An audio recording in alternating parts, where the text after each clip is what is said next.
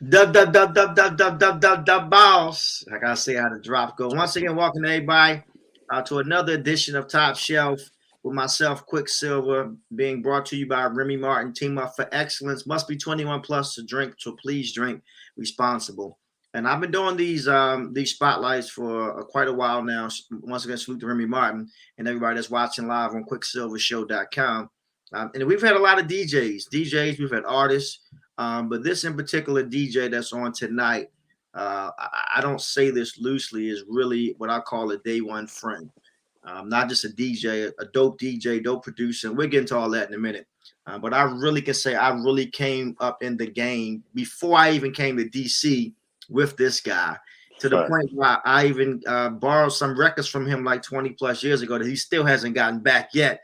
And at this point, I'm convinced he's never going to get them back. But this is my guy by the name of the boss, DJ Alizé. It's quick. What's up, brother? How you doing, boss? Man, I'm doing amazing, actually, man. Blessed and highly favored. I was just telling the guy before we got on camera that life is good, family's good, business is booming. I don't have a complaint in the world, man. I'm really blessed, man. How about yourself? Good, man. I just came from a date with me and wifey painting.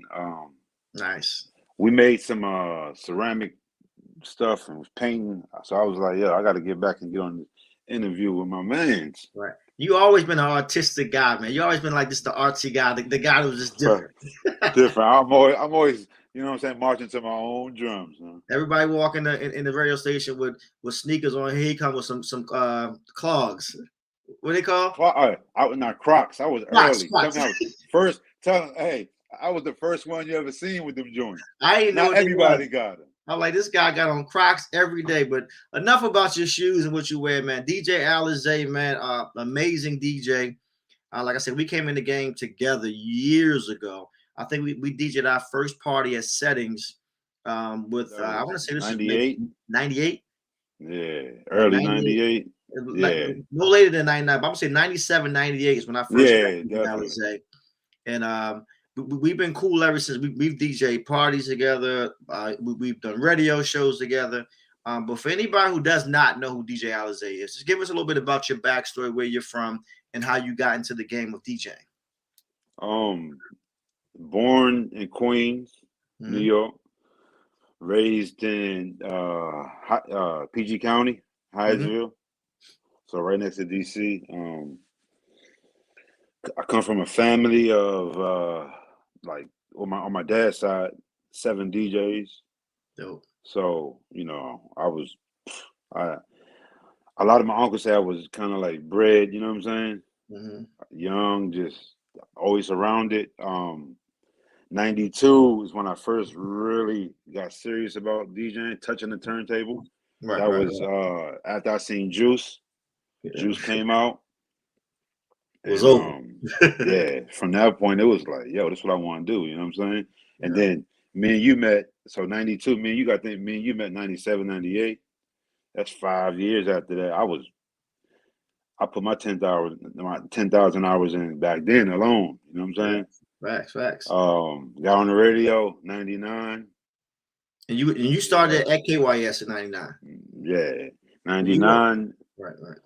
And then I started from, I did 99. I did from 99 to like 09, 2010.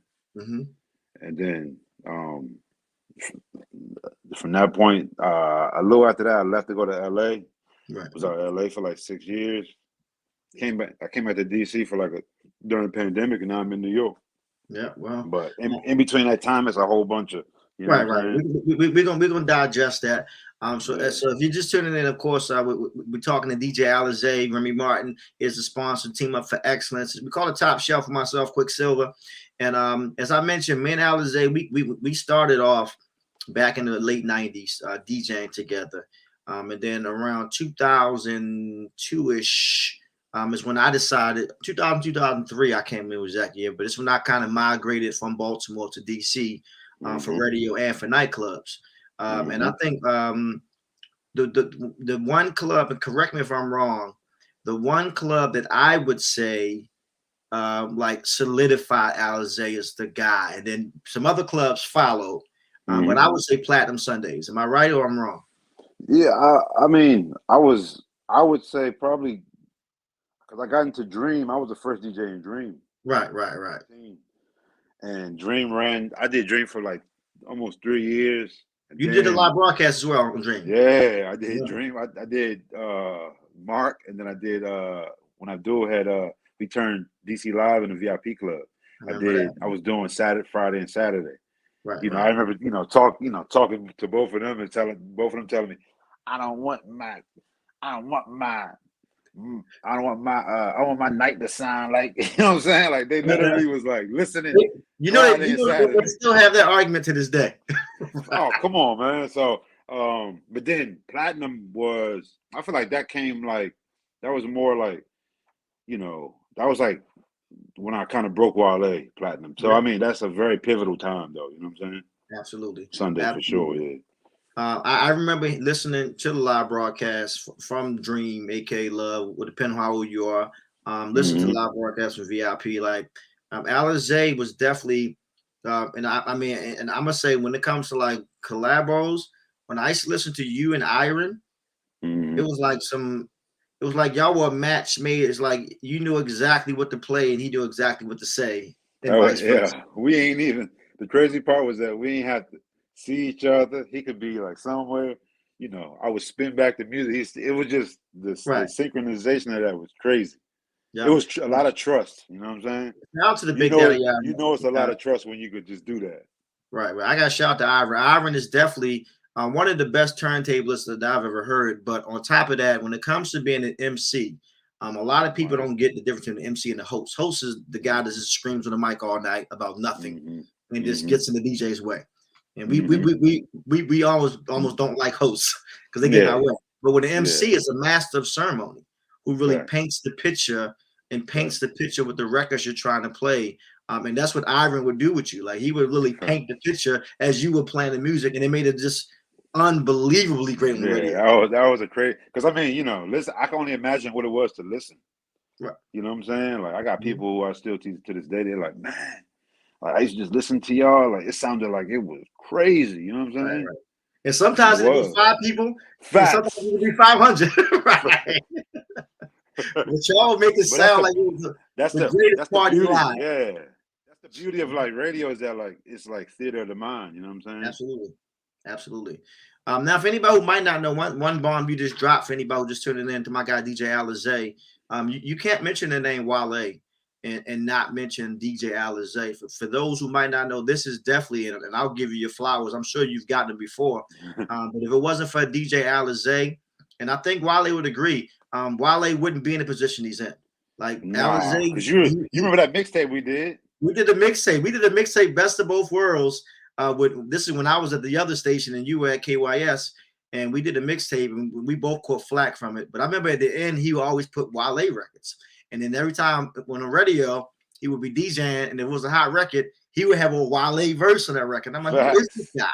Like, who is this Facts. guy? I To the remember you point asking me where like, "Yo, who is this dude?" I'm like, "Yo, it's right, my guy. yeah, he This is next." You know what definitely I'm saying? this is the guy who broke Wale as an artist, man. So I gotta commend you because as we all see now, Wale's a superstar. What did Facts. you see in Wale before the world knew him? You were the first person introduced to him to everybody. Like, what did you see in Wale, and how'd y'all link up? First I would say the link up was um PG Plaza was like, PG Plaza would be like Mondawmin to Baltimore, Right, right. Yep, Baltimore. It's yep. like that's a spot, you know what I'm saying? Um that was I lived in Hyattsville, so it was like right there. So that was my mall. I stayed in the mall. He Mhm, worked in downtown locker room. So I always would come in there shopping, you know what I'm saying? And mhm. one time I guess he had enough courage to be like, yo, would you listen to my CD? And I listened, and you know, that I still got that CD to this day, That's you know what crazy. I'm saying? Yeah, listened. I had my boy, he was going to Tuskegee University, Alabama, but he's from DC. This is early email. Right. But I made a copy of it on the email, sent it to him, and he was like, "Yo, I like dude." But what I liked about him was, you know, especially back then, you wasn't hearing a lot of rappers, especially from the area, DC, DMV area, that had the that had that you know when you're from DC, it's a certain way you talk. You know what I'm saying? Joe Mhm. and all that. And he had that all that, but the raps were still there. So it Right. was Yeah. like a blend of like I could see 10, 15 years down the line, I was like, people gonna like this. You know what I'm saying? Right. Right. Right. And just I always tell people that like they be like, man, what did you hear? I'm like, I just heard what other people didn't. I knew that he was gonna be a star. You know what I'm saying? Yeah. Right. And I that's something mean, that that's I don't even know what that is. You know what I'm saying? It's just I just it's heard I it. call it the it factor, man. I think Yeah, he had the it factor, and you saw it, man. Of course as a DJ, you had it. And I always say DJs, we're A&Rs.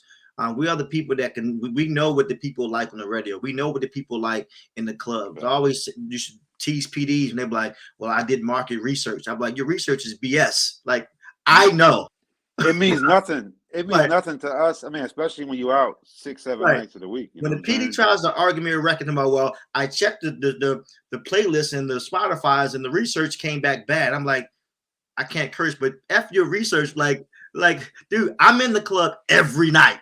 I got I'm into a lot. every day. Like, I know what the people like. Your research is somebody that's behind a computer who thinks they know music better than the guy who actually plays the music, which is the Facts. craziest thing. But you And I caught a lot. got Go a ahead. lot of flack for that. You know what I'm You saying? caught a lot of flack, man, and that's why I really commend you because you really put your neck on the line for something that was bigger than yourself. I remember the conversations that you were having with the PDs at the time and the MDs, and they were upset because you were playing Wale so much.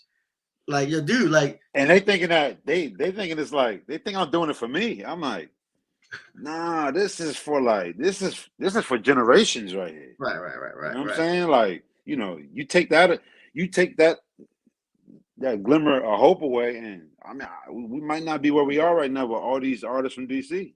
Facts, You know facts. what I'm saying? Mm-hmm. Once again, if you just tuned in, we're talking to DJ Alizé, Top Shelf, being brought to you by Remy Martin. My name is Quicksilva. Now, of course, as we mentioned, you came up in the game musically inclined. A lot of your family were DJs. Became one of the biggest DJs in the nightclubs and radio in Washington D.C. in the late '90s and 2000s. Mm-hmm. Broke Wale, and then of course you end up leaving radio, moving to LA. Why'd you go to LA? Well, I mean, I could have went anywhere. I could have came to New York. I was looking at Atlanta, but Atlanta ain't really nothing against Atlanta, Right, but just they ain't really it wasn't really my vibe at that point. And during this time, I had developed a relationship. That's when me and Biz got tight. Rest And in peace, this market. I yeah, got. yeah. Um, and you know, quiet, real rap. When I left radio, he was the person that kind of like pushed me off that edge because I was asking people. Everybody I was asking was in radio, and people would tell me like, don't do it. You know what I'm saying? Like, don't leave. And for me, like I told you, I moved to a different march. I moved to my own drum, I should say, and Mhm. my radio was just up. Like, radio was telling me I couldn't break no more artists. I Right, was right. just like, yo, like, what do I really want to do this for? You know what I'm saying? Yep, yep. So LA was kind of like, I had Tay was out there. I had people that was kind of like already planning out there. DJ Tay Mhm. James, for people that know. Um, they were kind of planning out there. So I was just like, yo, let me just go shoot my shot here. Like, you know what I'm saying? I'm like, what's the worst that could happen? Right. I'm a dope DJ. Somebody's gonna like me. Right.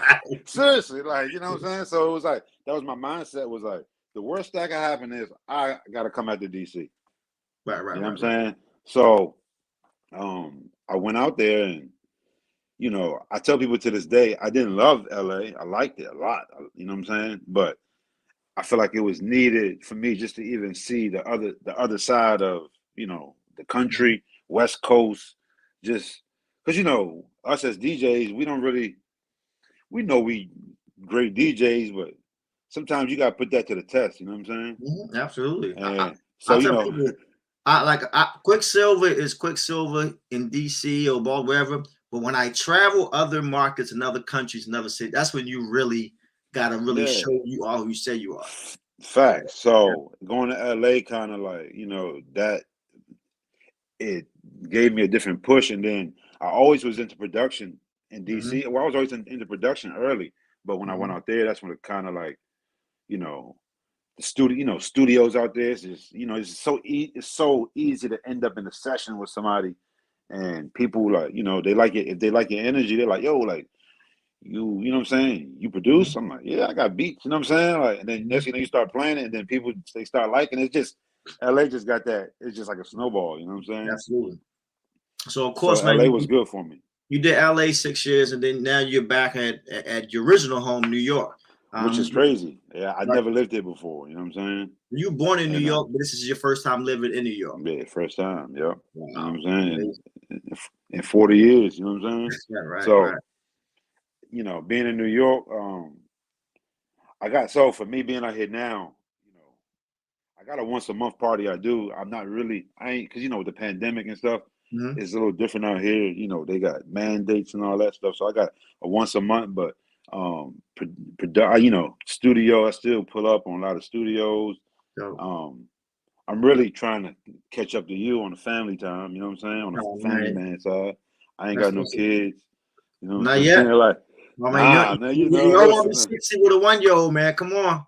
Listen, man, like look, we all got different, you know what I'm saying? We all got different paths, you know what I'm saying? I love to see my man Buddy. Every time I see him, Oh I'm man, like, man, buddy, taller than me now. if that ain't quick, man, I'm like, if that ain't you, man, Jesus. He walked like me, got my little swag, all that. Everything, man. So it's like, you know, like sometimes I sit back and we able to do great things, but I look at my friends like yourself. I got other people with kids, and I just be like, man, that's what I be wanting. You know what I'm saying? I will say this one thing, and like I say, no pressure. Have kids at your own pace, because kids they're amazing, they're a joy, but they're expensive. Facts. Especially when That's you're what a I hear. great dad to your kid or great mom to your kid. But what I will say, you never know how much you love somebody until you have a child. Like, I Mm, don't care how much you love your mom or your dad or your husband, wife, or your spouse, or any of that. When you have a child, it's a different type of love, and I can't explain it. I tell people, until you have a kid, you just won't understand. Like it's the most unconditional love that you can think of with your child. Like, that child is hmm literally something that came from within inside you. I mean, so Yeah, like straight up. when you have that first kid, and I got two now. I got a boy and a girl. Hmm It's no words. And for us guys, of course, secretly we say the same thing on our first child. We want a healthy baby, and we all want a hmm healthy baby. But I hmm feel like every guy deep down set inside is like, I want a healthy baby, and I hope it's a boy first. So how I got my boy See, first, and then got my girls, like I but don't know see, if for God me, blessing I me. feel like, yeah. See, I feel like God already told me I'm having girls, plural. But I'll tell you one thing, with girls, it's a different type of love, because with Mm, boys, it's like I always said with Antonio, I'm raising him to be better than me and you. Like, I want him to be the better version of us yeah, times for a sure. zillion.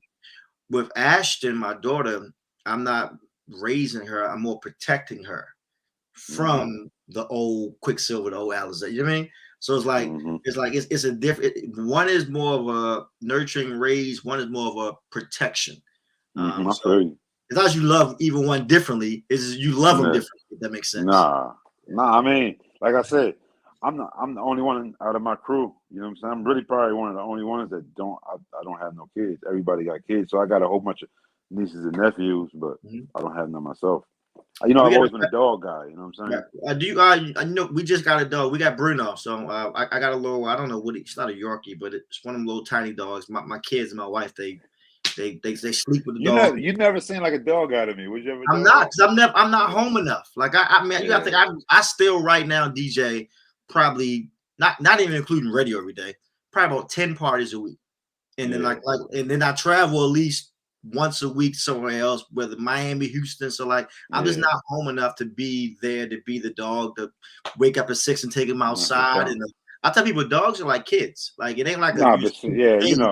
You gotta I'm on plan my babysitters and I'm on my 10th dog in my life. You know what I'm saying? Jesus So Christ. So I you always know, had dogs like in my household growing up, but I never was like the chief person to take care of it. And still right yeah. now, we've had a dog maybe 4 months, and I think I maybe walked him once in the 4 months. See, that's crazy to me. You already know. I'm sitting there like, yo, insane. You know what I'm saying? Maybe I think I fed him once in the like my kids and my wife take care of the dog No, that's completely. what's up. Yeah. You But never, outside, me and you, as long as you know each other, I never, ever heard you ever say, "Yo, I want a dog." Never. You know what I'm saying? because I Never. never did want a dog. My Yeah. kids convinced me to get a dog for them. But I will say Every family needs a dog, bro. his name is Bruno, man, and he absolutely has brought joy to my family's life, man. Seeing them smile is worth all the stuff that about me. But long story short, man, we got to wrap up a little bit. DJ Alizé, man, for anybody who just tuned in, Top Shelf brought to you by Remy Martin. When it's all said and done for DJ Alizé, what do you want to be remembered by the most? When it's all said and done, you know, I want to be remembered as the guy that you know,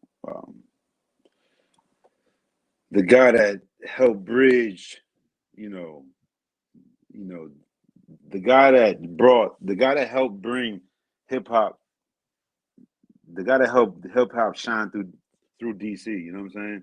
I always, coming up, from the DMV. We didn't call it that back in the day, but Right. like coming up, man, I always had to battle against go-go bands. You know what I'm saying? Mm-hmm. It was that was a real battle for me. You know what I'm saying? Yeah. Like, so you came up when go-go was at the forefront of DC. So, when it's all said and done, I mean, we look, I look at Grandmaster Flash and all of them, and them guys are still, you know what I'm saying? They still doing it. You know what I'm saying? They still love their craft, they DJing, the Jazzy Jeffs, and for me, like, we, 40, 41 years old, I don't see myself stopping no time soon. I know you don't, you know what I'm saying? Stopping. Like I just said, I'm doing 10 to 12 shows a week. I'm nowhere near at the point where I'm slowing down. Right. Yeah. So, I mean, but it's still, to be, 17, 18 years from now, for us still to be doing it, it's a big feat, you know what I'm saying? Absolutely, and absolutely. only a certain amount of us going to be able to do that. Yeah. You know I think I always say my birthday was last week, and I said happy belated. Thanks, my brother. And I know we got to get out here in a minute, but just to kind of piggyback what you just said, I think we've been in the game so long. Both of us have 20 plus years of being relevant. 20 plus.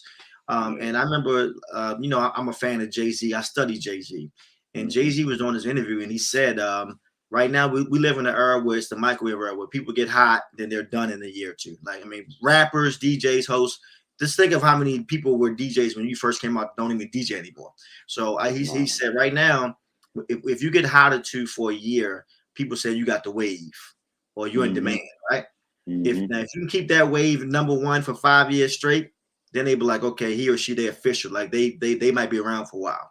But when you do it for 10 years straight, then people say you're legendary, right? So if you can be number one for 10 years straight in whatever your craft, rap, DJing, hosting, people are like, he's legendary. So then I said at my birthday, then I said, what do you call somebody who's been hot, relevant, and number one for 20 plus years? I said, you call him Quicksilva. But Alizé fits that. You know what I'm saying? No, I mean, listen, man. Like we really been number one in our craft for 20 plus years. I don't know if anybody else can say 20 years from now that I'm still DJing radio clubs. Like I don't know anybody that's hot right now that 20 years from now, like they're still hot. I mean, like I'm in New York. I just got booked for 2 parties for Thanksgiving, and pretty big parties, but a lot of people ain't getting those calls quick. You know what I'm saying? They not. You know what I'm saying? You're blessed and highly favored, my brother. I'm not gonna hold you, Alizé, once again, man. Giving you your flowers while you can still spell it, man. You're a great friend, but also the amazing. Well, hold up, you gotta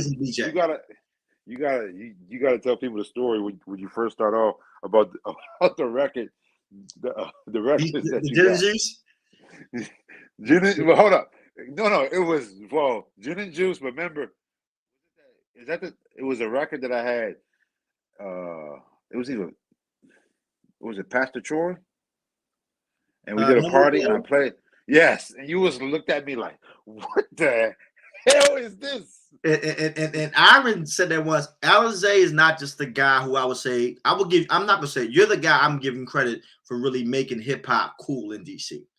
but you also was the guy who made that down south sound ring in the clubs in DC. Like Zay was like the first guy. Used to beat me up for that. Like right now, the South runs the clubs, but Zay was the guy who was playing the passatories, and we like, what is he playing? and you look at the crowd, and the crowd is like, you know what I'm saying? So now, like, I mean, I always like to be, you know what I'm saying? We DJs, and I like to know what's coming. You know what I'm saying? Right. You definitely been breaking records forever, man. Alizé, I love you, my brother. Keep up the amazing work. Love you too. Where can everybody follow you because they're not following you, man? So at DJ Alizé, that's Twitter. DJ Alizé is DJ ALIZAY. That's Twitter, Instagram, Twitch. Mm-hmm. They done got me on Twitch, so I'm about to turn Twitch up. They got me on there. Facebook, all that.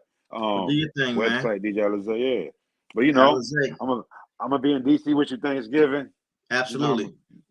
I'm gonna try to pull up on you wherever you're gonna be at. You know what I mean? Say less, my brother. All right, man. We got to wrap this up. Everybody, thank y'all for tuning in once again. Top Shelf brought to you by Remy Martin. Quicksilva, Alizé, salute. Y'all have an amazing night and stay safe.